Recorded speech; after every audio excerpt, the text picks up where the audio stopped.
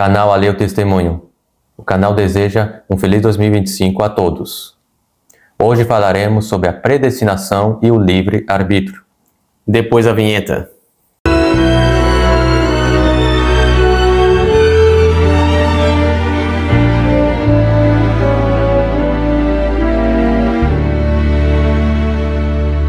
Então, o tema de hoje foi sugerido por uma inscrita no canal que queria saber um pouco mais sobre a predestinação e o livre-arbítrio.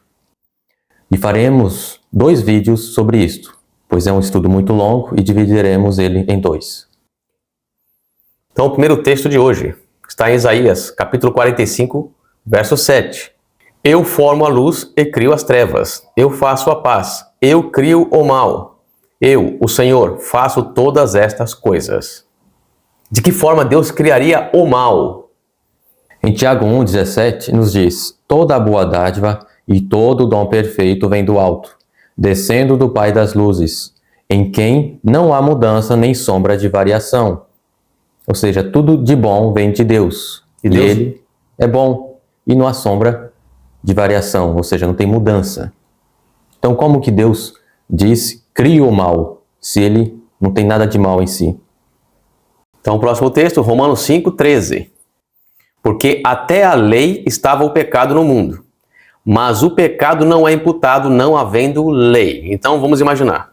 Quando Deus cria suas criaturas, há necessidade de criar a lei, para que a lei possa dizer o que é certo e o que é errado, o que é o bem e o que é o mal. Dessa forma surge o mal ali, porque a lei aponta o que é mal. Se não tivesse lei, não haveria mal, tudo seria lícito. Mas havendo uma lei que aponta o que é o mal, desta forma, Deus cria o mal de forma filosófica, claro, ninguém praticando o mal. Justamente. Agora, a lei seria pecado? Não. Em Romanos 7, o verso 12 nos diz: e assim a lei é santa, é um mandamento santo, justo e bom. Ou seja, a lei revela o bom, o bem. E ela faz diferenciação entre o bem e o mal. E o mal. Ou seja, o mal, ele só tornou a existir justamente por causa da desobediência da lei. E agora em Romanos, capítulo 9, 21. Ou não tem o oleiro poder sobre o barro, para da mesma massa fazer um vaso para a honra e outro para a desonra? Então, como é que o calvinismo entende? Que Deus criou, ele predeterminou um indivíduo para ser bom e o outro mau. Então, eles usam esse termo do vaso de honra e de desonra para dizer, olha aqui, tá vendo? Deus predestinou o homem, um para ser mau e o outro para ser bom. Justamente. Mas eles param nesse texto, não continuam com o que nós vamos apresentar. Em 2 Timóteo, capítulo 2, o verso 20 e 21, nos diz: ora, numa grande casa não somente há vasos de ouro e de prata, mas também de pau e de barro, uns para a honra, outros, porém, para a desonra. De sorte que, se alguém se purificar dessas coisas, será vaso para a honra, santificado e idôneo para o uso do Senhor e preparado para toda boa obra. Ou seja, todos nós, todos os seres humanos, pecamos e somos vasos para a desonra. Mas, como o texto nos diz, se alguém se purificar dessas coisas, ou seja, do pecado, da carne, será vaso para a honra. Então, a escolha está no vaso. É o vaso quem escolhe, ou seja, o indivíduo quem escolhe o que ele quer ser. Então, isso não é predestinação, isso é livre-arbítrio. Justamente. Escolhe ser santificado e idôneo para o uso do Senhor. Então, a escolha compete ao ser humano. E agora, Jeremias capítulo 27, verso 6. E agora eu entreguei todas estas terras na mão de Nabucodonosor, rei de Babilônia, meu servo, e ainda até os animais do campo lhe dei, para que os sirvam. Uma coisa interessante é que Deus chama a Nabucodonosor de meu servo. Mas nesse estado aqui, ele era um vaso de desonra. Não seguia a Deus. Ele não havia se convertido ainda. Mas por que Deus o chamou de meu servo? Em Romanos capítulo 4, verso 17 nos diz: como está escrito, por pai de muitas nações te constituí, perante aquele no qual creu, a saber, Deus, o qual vivifica os mortos e chama as coisas que não são como se já fossem. Então Deus chamou a Abraão que significa pai de muitas nações, mesmo se ele não tivesse ainda os filhos, mesmo que essas nações não viessem a existir. Então, para o caso de Nabucodonosor, Deus o chamou meu servo, pois, através da presciência de Deus, ele saberia que Nabucodonosor se converteria. E agora o próximo texto. Jeremias capítulo 51, verso 9. Queríamos curar Babilônia, porém ela não sarou. Detalhe interessante. Para os calvinistas, eles acreditam que quando Deus determina alguma coisa, aquilo ocorre. Neste caso aqui, Deus diz o quê? Queríamos curar Babilônia, porém ela não sarou. Deus não determinou? E por que ela não sarou? O rei de Babilônia sarou. Ele se converteu, se tornou servo do Senhor. Babilônia não sarou. Mas não era a determinação de Deus? Qual o motivo dela não ter sarado então? Porque ela não quis. Quem decide é ela. O indivíduo decide. Deus quer fazer o bem, mas a nação não quer. Vai fazer o quê? Vai respeitar a decisão da nação. Livre arbítrio. Temos também Êxodo, capítulo 7, verso 3, que nos diz: Eu, porém, endurecerei o coração de Faraó, e multiplicarei na terra do Egito os meus sinais e as minhas maravilhas. O que você entende aqui, no calvinismo? De que Deus endureceu o coração de Faraó. Ou seja, Faraó era um ímpio porque Deus quis que ele fosse assim. Mas o texto não diz isto. Vejamos. Provérbios capítulo 20, verso 10. 2 pesos diferentes e 2 espécies de medida são abominação ao Senhor, tanto um como o outro. Como é então que Deus pode fazer? Um ímpio e um santo, não dando oportunidades iguais aos dois. Se ele diz aqui que 2 pesos, 2 medidas, Deus não aceita. É a abominação ao Senhor. Como então acreditar que Deus criou um para a perdição e outro para a salvação? Uma coisa interessante é que Nabucodonosor e Faraó eram 2 vasos de desonra. Ou seja, ímpios. Um foi convertido, pois ele aceitou a Deus. O outro, ele endureceu seu coração, ele não quis. Um detalhe interessante. Deus operou maravilhas na presença de Nabucodonosor. Ele viu as maravilhas, foi constrangido pelo Espírito Santo e aceitou, se converteu. Faraó também viu maravilhas, mas rejeitou. Então como é que Deus endureceu o coração de Faraó? Simples. Na época, como que se entendia? Que Faraó, ele era o dono do mundo, praticamente. Ele mandava no mundo. Então entendia-se que os deuses do Egito eram fortes. Já Israel, que era escravo do Egito, seu Deus devia ser fraco. Porém, Deus inverte a lógica. Como agora Faraó iria aceitar todos aqueles sinais portentosos de um Deus que ele julgava ser fraco? E os seus deuses agora eram impotentes diante do Deus de Israel. Então Deus mexeu no orgulho de Faraó. Desta forma, foi que seu coração foi endurecido. Justamente. Temos também 1 Samuel, capítulo 10, o verso 1, o 6 e o 7, falando a respeito de Saul. Então tomou Samuel um vaso de azeite, e lhe derramou sobre a cabeça, e beijou-o, e disse: Porventura não te ungiu o Senhor por capitão sobre a sua herança? Ou seja, Saul foi escolhido, foi eleito. E o Espírito do Senhor se apoderará de ti, e profetizarás com eles, e tornar-te-ás um outro homem. E há de ser que, quando estes sinais te vierem, faze o que achar a tua mão, porque Deus é contigo. Um vaso de honra. Justamente. Porém, o próximo texto, 1 Samuel, capítulo 16, verso 14. E o Espírito do Senhor se retirou de Saul, foi rejeitado, e atormentava-o um espírito mau da parte do Senhor.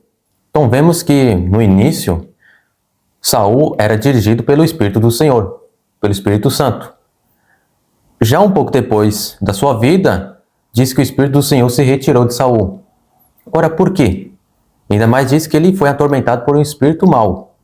Agora um detalhe interessante aqui. Nota que no Antigo Testamento usa-se sempre uma frase, um espírito mau da parte do Senhor.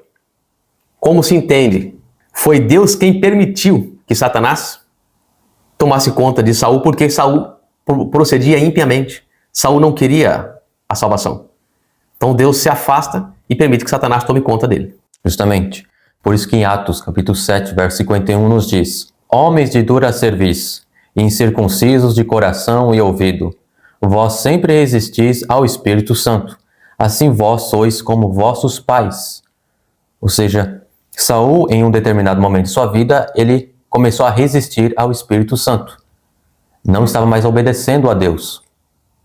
E agora, Tiago, capítulo 4, verso 7. Sujeitai-vos, pois, a Deus, e resisti ao diabo, e ele fugirá de vós. Se não resistir ao diabo, e se ficar não se sujeitando a Deus, fica complicado. Justamente. Esse foi o caso de Saul. Então não é que Deus é mau e deixa o mal acontecer. Deus é bom, mas o ser humano tem o livre-arbítrio para decidir o que quer. E Deus entrega ao ser humano a sua vontade. Justamente. Temos também Jeremias, capítulo 29, verso 11, dizendo: Porque eu bem sei os pensamentos que tenho a vosso respeito, diz o Senhor. Pensamentos de paz e não de mal, para vos dar o fim que esperais. Então vemos que a vontade de Deus, e aqui fala para Israel, é justamente o bem da nação. Ou seja, Deus quer dar paz.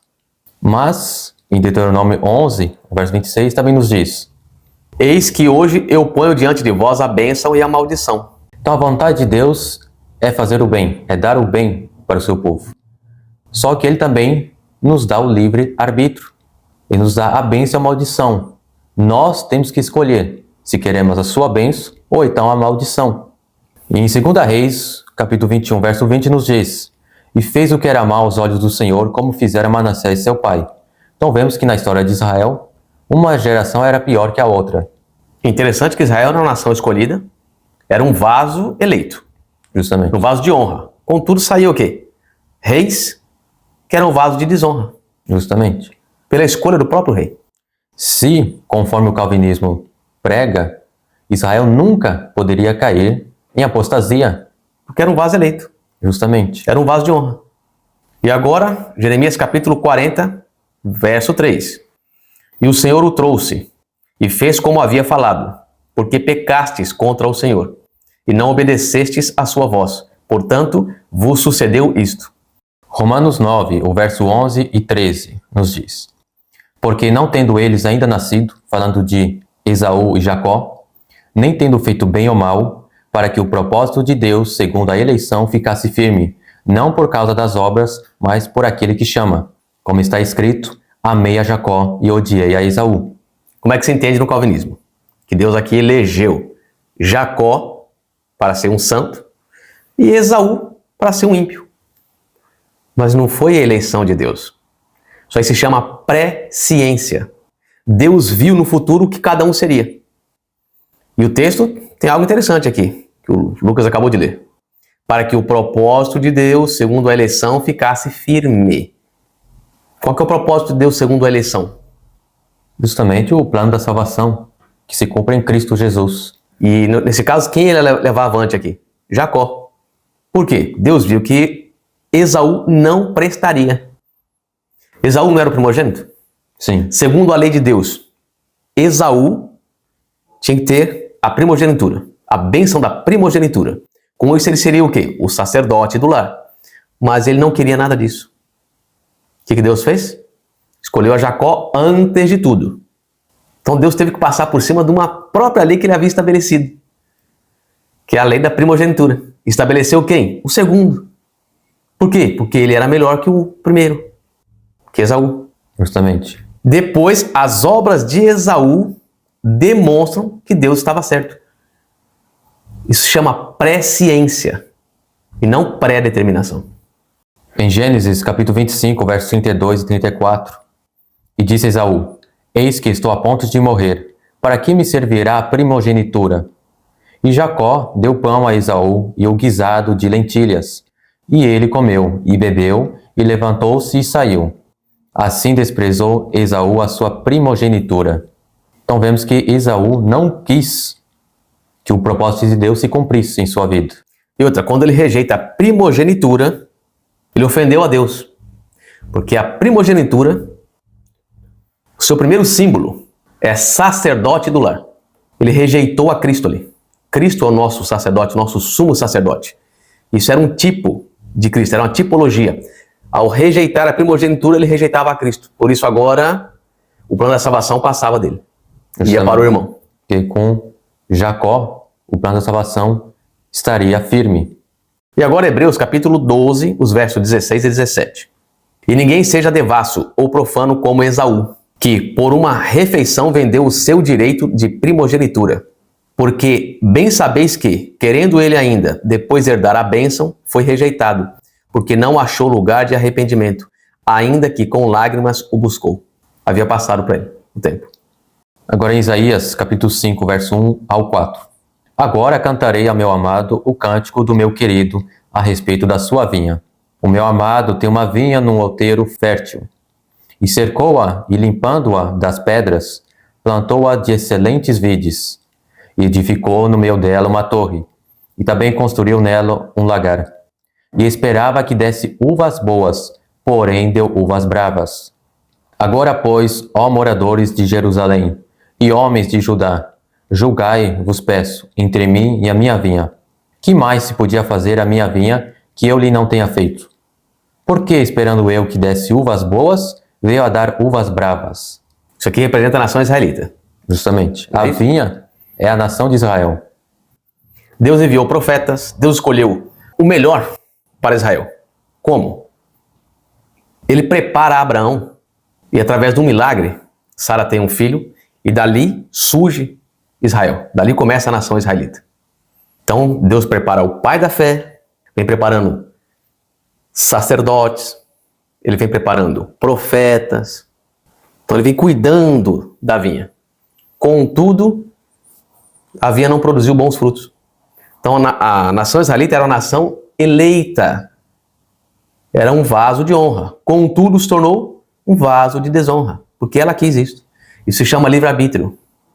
Então, segundo o calvinismo, Deus aqui, ele decidiu que a vinha daria bons frutos. Porém, não deu. Ou seja, o calvinismo, ele ensina uma coisa que na Bíblia não demonstra. Porque na Bíblia ensina o livre-arbítrio. Israel decidiu não dar uvas boas. Deus respeitou a decisão de Israel. Justamente.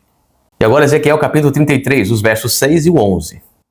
Mas, se quando o atalaia vir, que vem a espada, e não tocar a trombeta, e não for avisado o povo, e a espada vier, e levar uma vida dentre eles, este tal foi levado na sua iniquidade, porém, o seu sangue requererei da mão do atalaia. Diz-lhes: vivo eu, diz o Senhor Deus, que não tenho prazer na morte do ímpio, mas em que o ímpio se converta do seu caminho e viva. O texto é claro. Deus não criou alguém para ser ímpio e alguém para ser santo. Esse não é o plano de Deus. Deus estabeleceu todos para serem santos, mas o homem se desviou do caminho. E agora aqui, a decisão de cada um. Justamente. E aqui uma coisa interessante é que se o atalaia não avisasse o povo e alguém dentro do povo tivesse a sua iniquidade, ou seja, permanecesse no pecado e ele morreria, o sangue deste ímpio, Deus requereria da mão do atalaia. Ou seja, que era justo. Justamente. O atalaia, para que ele iria avisar o ímpio se já estava decidido? Que estava perdido. Justamente. Não faz sentido. E agora Jonas, capítulo 1, verso 2. Levanta-te, vai à grande cidade de Nínive e clama contra ela, porque a sua malícia subiu até a minha presença. Estava determinado aqui que Nínive seria destruída. Justamente. Agora Jonas, capítulo 3, verso 10 nos diz: E Deus viu as obras deles, como se converteram do seu mau caminho. E Deus se arrependeu do mal que tinha anunciado lhes faria, e não o fez. Então vemos aqui que o ímpio, o vaso de desonra, que já estava, segundo o calvinismo, determinado, já tinha um decreto sobre eles, que eles não se salvariam, eles foram salvos. Se tornaram vaso de honra. Justamente. E agora?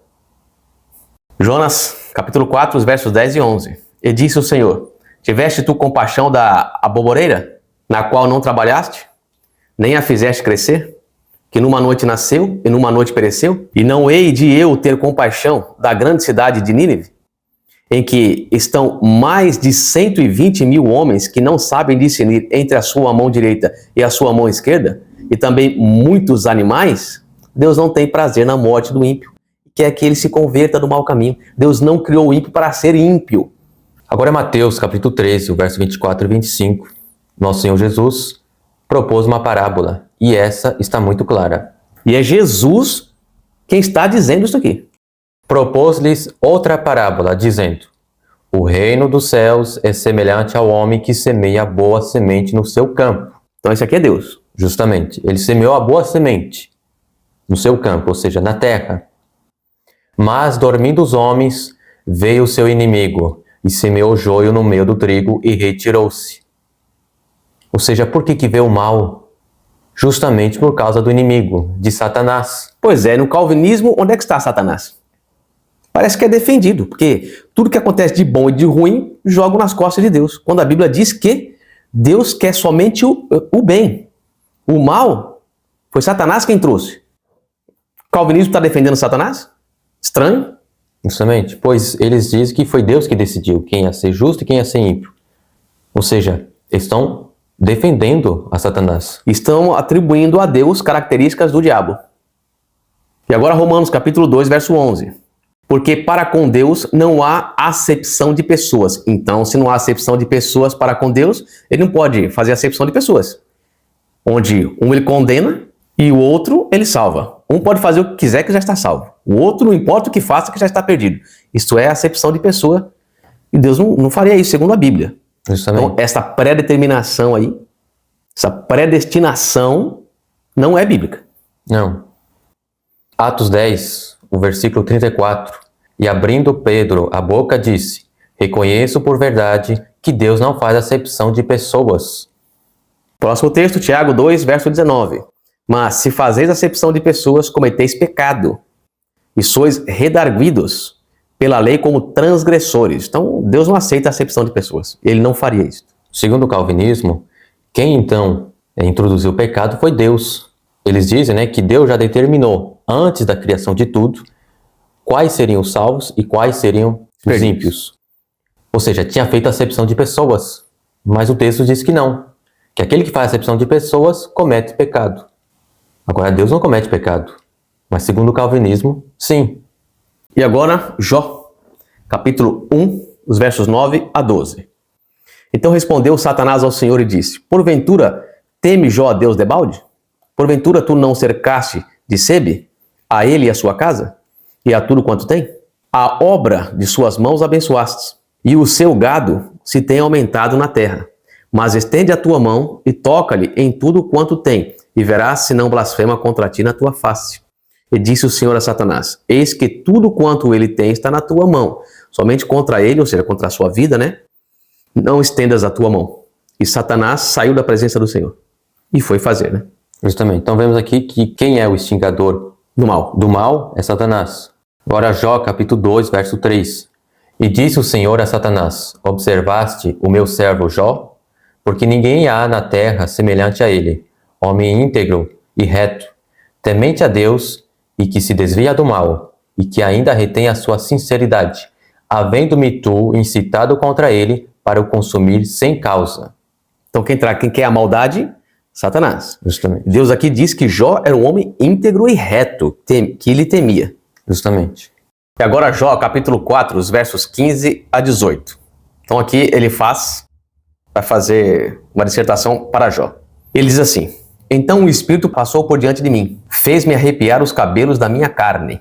Parou ele, porém não conhecia a sua feição. Um vulto estava diante dos meus olhos. Houve silêncio e ouvi uma voz que dizia: seria porventura o homem mais justo do que Deus? Seria porventura o homem mais puro do que o seu Criador? Eis que ele não confia nos seus servos e aos seus anjos atribui loucura. Então uma coisa interessante aqui é que foi um espírito que veio até Elifaz num sonho e lhe diz duas coisas. Ele diz que seria porventura o homem mais justo do que Deus? Isso é verdade, não tem. Seria porventura o homem mais puro do que seu Criador? Também não. Verdade. Mas agora ele nos diz: eis que ele não confia nos seus servos. Qual que coisa interessante. Deus, ele confia aos seus anjos justamente a ajudar a nós, aos seres humanos, justamente na pregação do Evangelho.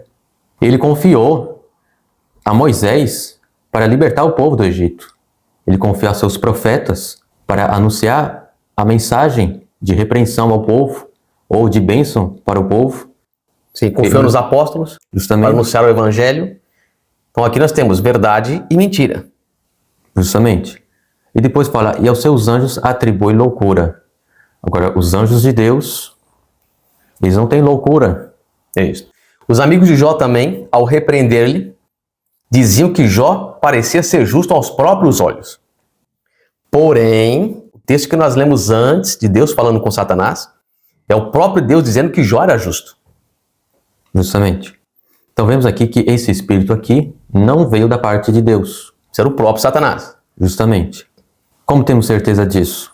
Em Jó capítulo 15, verso 15 nos diz, então respondeu Elifaz, o temanita, e disse, eis que ele não confia nos seus santos, e nem os céus são puros aos seus olhos. Ou seja, Elifaz diz a mesma coisa que o Espírito lhe diz. Agora, o que diz Deus? Jó capítulo 42, dos versos 7 a 8.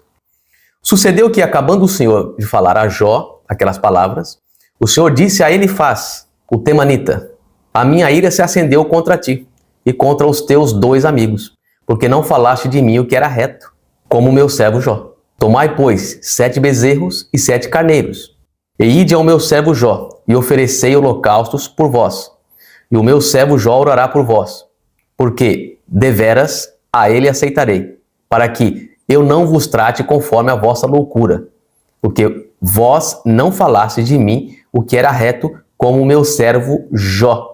Então aqui eles estavam atribuindo a Deus características de Satanás. Então os atributos de Satanás eles estavam atribuindo a Deus. Quem é que faz isso hoje? O calvinismo. Eles foram repreendidos aqui. O calvinismo tem que ser repreendido também. Então essa ideia calvinista é antiga.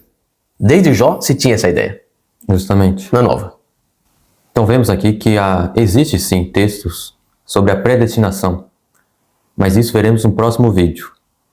E veremos que tanto a predestinação e o livre-arbítrio são unidos um com o outro. Não se chocam. Não. No calvinismo, a predestinação e o livre-arbítrio se chocam. Na Bíblia, não. Não. Então, ou seja, a predestinação pregada e ensinada pelo calvinismo não é a mesma da Bíblia. Justamente. Mas isso veremos no próximo vídeo. Que Deus vos abençoe e nos esperamos para o próximo. Em nome de Jesus. Amém. Amém.